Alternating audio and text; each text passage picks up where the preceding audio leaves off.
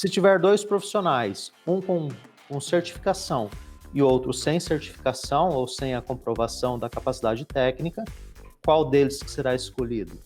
Por que muita gente ainda trata o E-Social no geral, assim, tanto para órgão público quanto para iniciativa privada, como um problema, em vez de pensar que é uma oportunidade para poder arrumar a casa? A curto prazo é ruim, a médio e longo prazo se torna algo prazeroso. E o E-Social vai ser exatamente isso.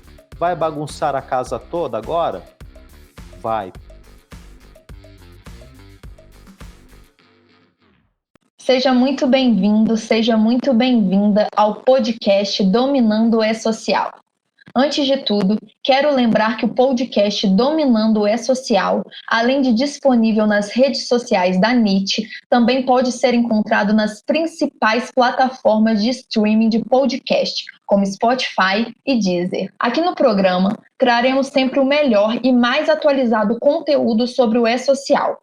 Você verá atualizações, oportunidades, histórias inspiradoras e muitos outros assuntos importantes acerca do tema. Eu sou Marina Metri, jornalista da NIT, e hoje eu estou em ótima companhia. Hoje nós vamos falar sobre o E-Social para órgãos públicos e sobre novas oportunidades como consultor com a chegada do E-Social para essas entidades. Então fica com a gente até o final, pois essa é a sua chance de descobrir novos caminhos e oportunidades que você nunca chegou a considerar, mas que podem trazer muito lucro e reconhecimento. Antes de tudo, Fábio, olá, se apresente formalmente aqui para o pessoal que está nos ouvindo ou nos assistindo. Bom dia, Marina, tudo bem? Eu sou o professor Fábio Reck, contador especialista, tenho uma especialização em administração financeira, contabilidade, controladoria e também uma MBA em contabilidade, auditoria e perícia. Além de empresário contábil, professor, também sou auxiliar da justiça como perito contábil, perito financeiro e também perito grafotécnico e especialista em E-Social para órgãos públicos. Ótimo, Fábio, bom dia. E para começar, eu acho melhor a gente recapitular rapidamente o que a gente viu no episódio passado. Esse é o melhor momento de se tornar um consultor em E-Social para órgãos públicos, professor? Sim, Marina, eu digo que esse é o momento exato. Por quê? Como vimos no episódio passado, nós temos um cronograma. Esse cronograma entra em vigor agora no dia 8/7, ou seja, hoje é dia 29, né? Então temos um pouquinho mais aí de 9 dias, né, para essa entrada em vigor. Então, a hora é agora. Por quê? Nós temos muitos órgãos públicos que entrarão nessa obrigatoriedade. Se eu trouxer essa visão apenas para nível municipal, são pelo menos aí em torno de 10.500 órgãos públicos que estarão obrigados a partir do dia 8/7 e que precisam de auxílio para essa implantação ou implementação do E-Social. Então, a hora de ser um consultor de E-Social é agora, aproveitando essa oportunidade. Ótimo, professor. E tendo em vista, né, que muita gente que está nos ouvindo ou nos assistindo está começando e está tendo o primeiro contato com essa questão de consultoria agora, qual que seria a sua dica para quem quer começar neste negócio?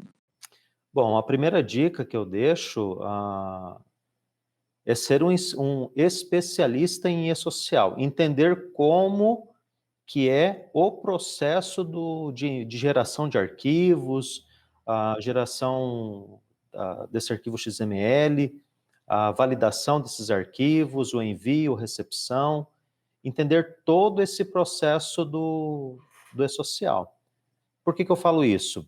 O órgão público tem uma particularidade diferente da iniciativa privada, e quem é da iniciativa privada pode ser um consultor de E-Social de órgão público, assim como eu sou.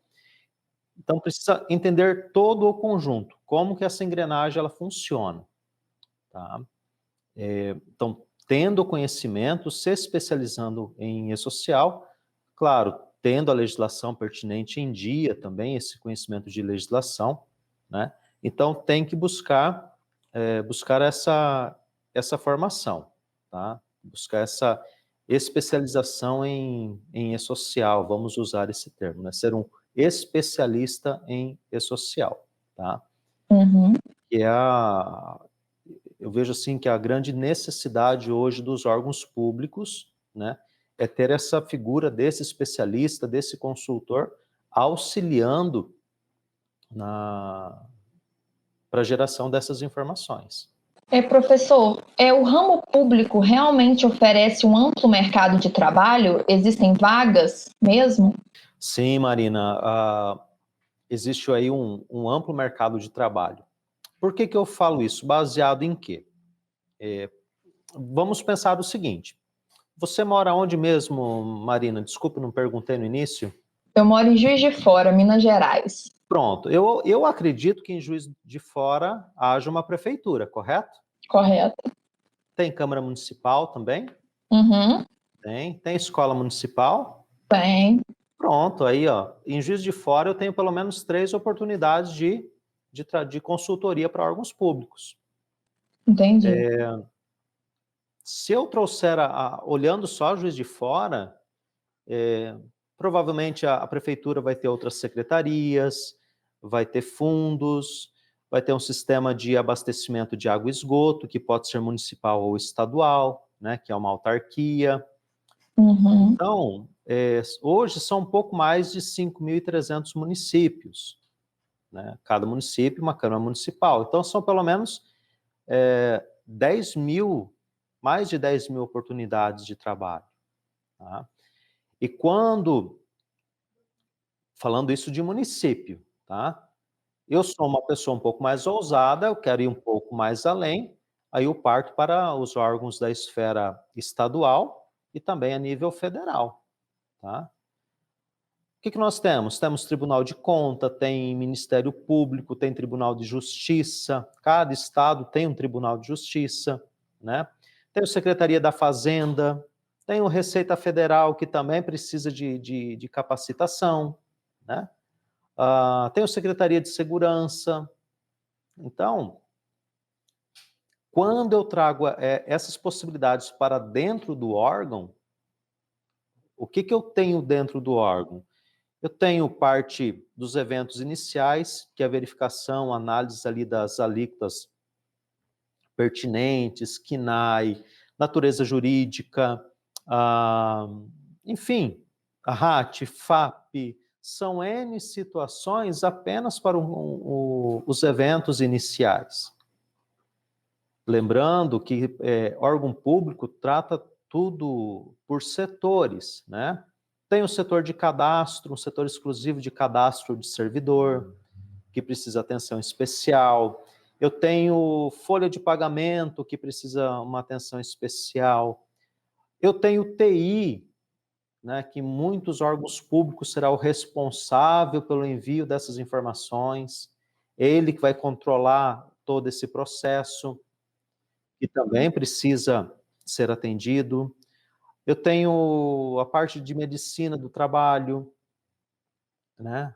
Parte da saúde e segurança do trabalho. Então, existe sim um amplo espaço para se trabalhar. Tá? Entendi. Falando de órgão público. Uhum. Não, ótimo, é uma oportunidade mesmo muito boa no momento, né? Entendi. E você falou, né, já que quem atua na iniciativa privada pode ser um consultor. Eu queria que você deixasse claro quais os profissionais, né, de quais áreas que podem aproveitar essa oportunidade. Marina, é uma área bastante ampla. Hoje nós temos analistas de departamento pessoal, né? Nós temos os contadores, que podem ser esses consultores. Nós temos um pessoal da administração financeira, que pode ser um consultor. Nós temos o pessoal do RH, nós temos o pessoal do direito, nós temos os próprios gestores desses órgãos, né, que podem ser os consultores. Enfim, é uma gama muito grande de profissionais que podem estar atuando. Nós temos o pessoal da área de saúde e segurança do trabalho, que é uma uma ótima oportunidade também para prestar consultoria para órgão público, tá? Uhum. Percebo que é um dos pontos críticos do E-Social para órgão público, é a parte de saúde e segurança. Então, eu já deixo aqui até uma deixa aí para esses profissionais, tá? Um grande Sim. mercado aí de trabalho para eles também, tá? Sim. Então, são vários profissionais que podem ser consultores de E-Social para órgão público. Tá? Entendi. Então, só para deixar claro, não precisa ter uma faculdade específica para ser um consultor, não, né? Não tem essa... Falar assim, eu preciso ter uma formação específica em consultoria. Não há essa prerrogativa. Tá? Tá bom. Agora, o que é importante para essas pessoas que querem ser consultores, como nós falamos no finalzinho do nosso último podcast, a importância de estar certificado. Uhum. Tá? Por quê? Vamos pensar o seguinte, eu chego num órgão público oferecendo meu serviço de consultoria. Qual que é a primeira pergunta que eles me falam? Ou eles me pedem um documento. Que documento é esse? Comprovação da minha capacidade técnica naquele tema que eu estou abordando, que é o E-Social. Então, vou prestar uma consultoria num Tribunal de Justiça. Posso prestar consultoria para um Tribunal de Justiça? Posso. Tá? E hoje eu presto esse serviço também para esses servidores. Então, primeira pergunta, professor, preciso algo que comprove a sua capacidade técnica. Tá? Então, buscando essa certificação, é algo a mais que você terá para poder fechar esse negócio. Então, se tiver dois profissionais, um com certificação e outro sem certificação ou sem a comprovação da capacidade técnica, qual deles que será escolhido? Com certificação, Com óbvio. certificação, é óbvio, né? Uhum. Então, não preciso ter uma faculdade, um curso superior específico, mas ter a certificação é algo que será o diferencial. Entendi. E na sua opinião, professor, quais são as habilidades que você acha que um consultor precisa ter e que ele pode fazer, né, para se destacar no mercado? Marina, a primeira habilidade que eu sempre falo para aqueles que querem ser consultores, falo para os meus alunos, é identificar problema. Tá? Uhum. Eu acho que identificar problema é uma habilidade que todos nós temos. Só que não basta identificar problema. Eu preciso trazer a solução para o problema. Então, a habilidade principal é ser um solucionador de problema. Tá? Por que eu falo isso? Você vai chegar num órgão,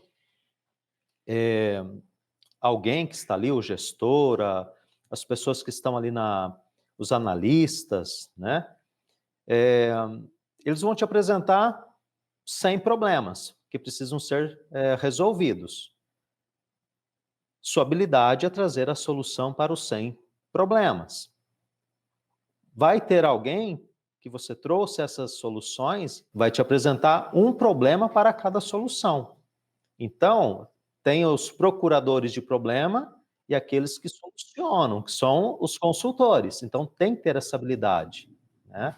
Porque sempre, para cada solução, vai ter um problema que irão te apresentar e você vai ter que achar a solução para ele.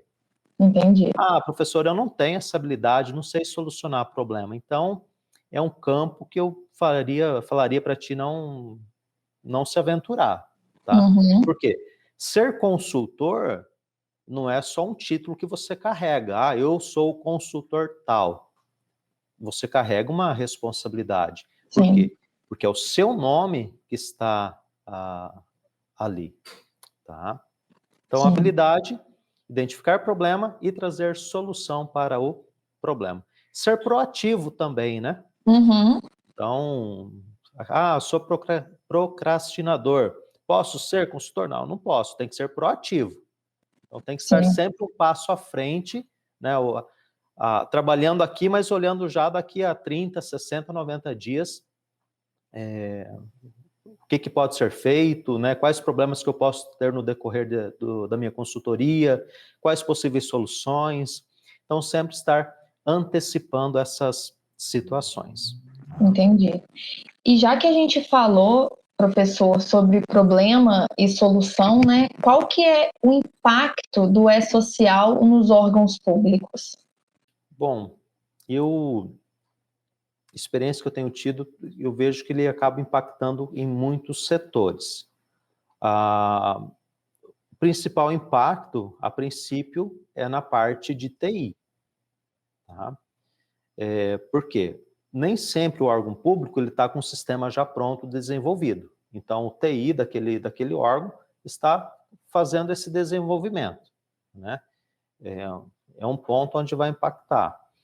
Um segundo ponto que vai impactar os órgãos públicos é na questão da cultura do próprio órgão. Tá? Como que é essa cultura? Marina, a cultura de órgão público ela é muito particular. Trazendo de novo a figura da prefeitura. São 5.300 prefeituras. Dentre essas prefeituras, eu tenho aquelas que são do regime geral de previdência, tem os seletistas, né? São exclusivamente do regime geral. Eu tenho aquelas que são estatutárias, né? Mas que também contém a figura do seletista. Parto aí para um tribunal de justiça, por exemplo, que são estatutários, mas tem a figura do seletista, tem a figura do estagiário. Então, essa cultura, ela varia de órgão para órgão. Tá? Ela é muito particular. Né? Como se eu comparasse com os estados, né? A cultura do estado de Minas é uma, a cultura aqui do estado de São Paulo, onde eu resido, é outra, o Rio Grande do Sul é outra. Então, vai depender de cada órgão abordado. Entendi.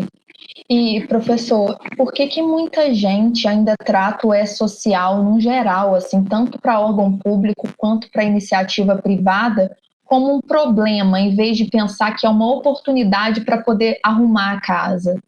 Eu vejo isso como um pouco da própria cultura, talvez, do órgão, ou talvez um pouco da cultura pessoal que cada um traz, né?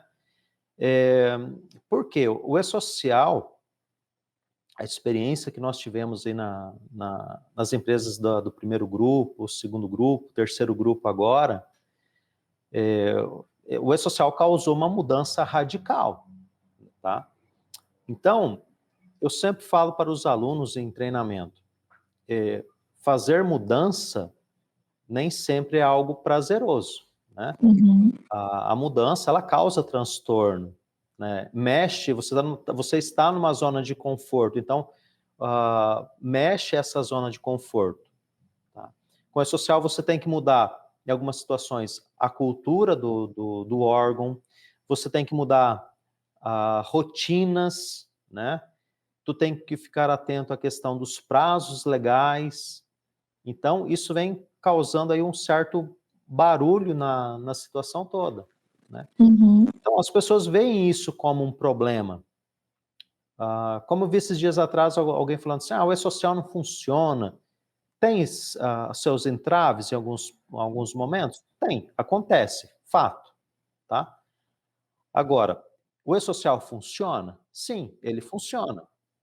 Então, veio substituindo já algumas obrigações, o órgão público ainda passará por essas substituições, tá?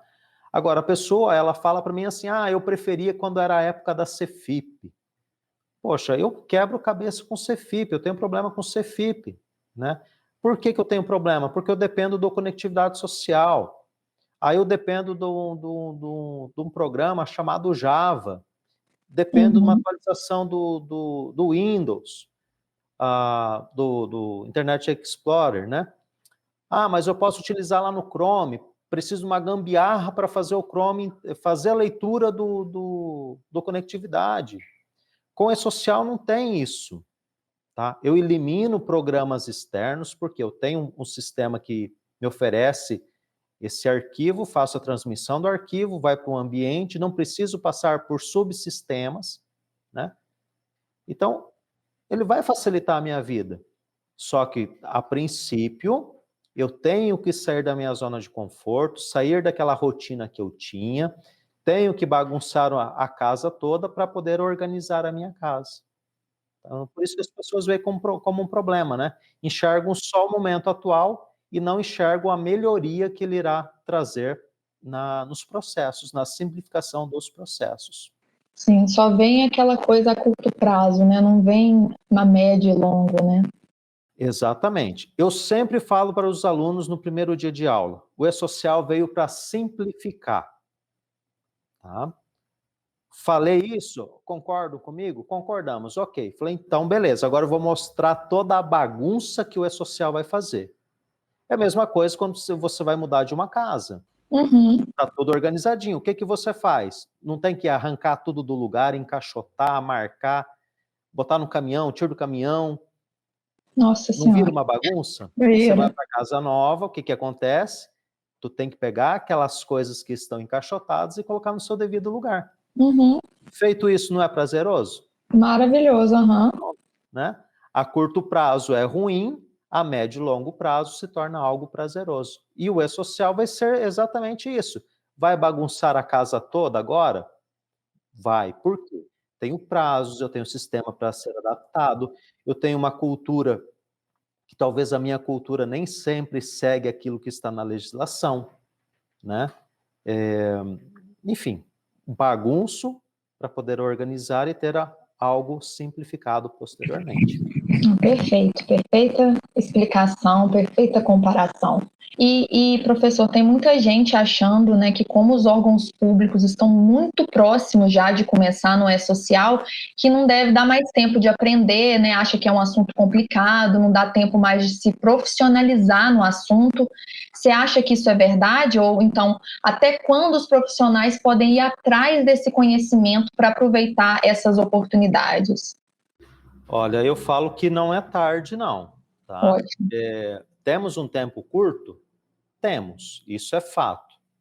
Agora, nesse tempo curto, eu posso buscar capacitação? Posso buscar qualificação? Eu posso. Tá? Eu não tenho nada de conhecimento de E-Social, eu posso estar me capacitando para isso? Sim. O tempo, ele é seu. Existe um cronograma? Existe. O início é a partir do dia 8/7. E talvez você pergunte para mim assim, professor, haverá prorrogação? Eu acredito que não. Tá? Que não haverá prorrogação. Se houver prorrogação, nós temos um tempinho maior para nos prepararmos. Se não houver a prorrogação, o start se dá em 8/7. Então 8/7 tem que mandar todos os eventos iniciais? Não. O órgão vai ter um período aí, até a segunda fase, que ele pode mandar informações da primeira fase. Então, ganha-se um tempo a mais para a preparação. Tá? Lembrando que a experiência que eu tenho tido em relação a órgãos públicos, a grande maioria vai chegar no dia 8 e não vai conseguir enviar os eventos iniciais. Por quê? Porque há problemas que precisam ser sanados, né? Esses problemas são N problemas, desde uma qualificação básica ali dos servidores, cadastro de servidores, partindo para a folha de pagamento, parametrização de sistema, os próprios eventos iniciais, né? Então, a hora, como eu disse no início, a hora para ser um consultor é agora. Se eu não tenho capacitação, não tenho qualificação, quero ser um consultor, então a hora de buscar essa capacitação também é agora. Tá? Aproveitar o máximo de tempo que tem aí até esse start para o órgão público. Sim. E, professor, mesmo sendo iniciante no assunto, né, isso é uma dúvida bastante comum. Se a pessoa já assistiu várias lives, várias palestras sobre E-Social em órgãos públicos, ela pode se tornar uma consultora mesmo assim com essa formação, digamos assim? Pode. Ela tendo o conhecimento, ela pode se tornar uma consultora. O que eu oriento? Que busque mais conhecimento, tá? Porque vai depender muito do nível de informações que foram absorvidas nessas lives, nessas participações, nessas palestras, né? E ela te traz conhecimento, sim. Quando eu iniciei a minha vida ministrando treinamento de e-social para órgão público, não tinha esse treinamento para órgão público, né? Isso foi lá em 2017, estava se iniciando. O que eu fiz? Aonde que eu fui buscar conhecimento? Fui buscar, na época não tinha live também, fui buscar no YouTube, alguns vídeos que ainda estão no YouTube, né?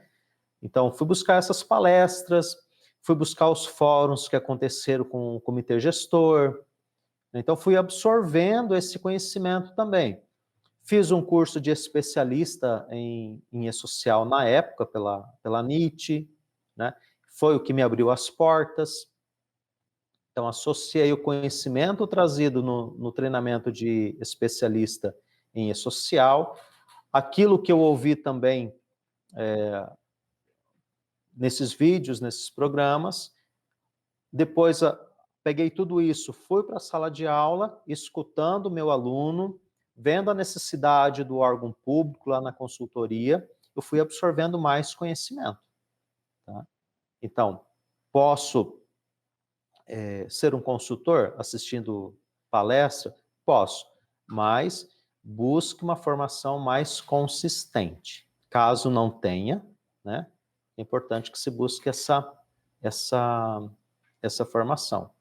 E aí nós teremos a Maratona do E-Social, vamos ter um curso de E-Social exclusivo para órgãos públicos, levando esse linguajar mais próprio para os servidores, porque há também essa diferença da iniciativa privada para o órgão público, tá? Então, existem alguns termos, né? Algumas tratativas que o órgão público, mesmo sendo do regime geral, sendo seletista, ele acaba sendo diferente da iniciativa privada. Então, buscar sempre mais conhecimento, mais informação. E foi o que você já tinha falado também, né, professor, que tem duas pessoas concorrendo para ser consultor. O que tem certificado, com certeza, vai estar mais na frente do que Sim.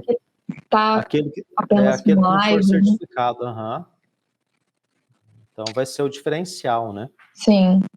E você tem mais algum recado para a gente poder finalizar?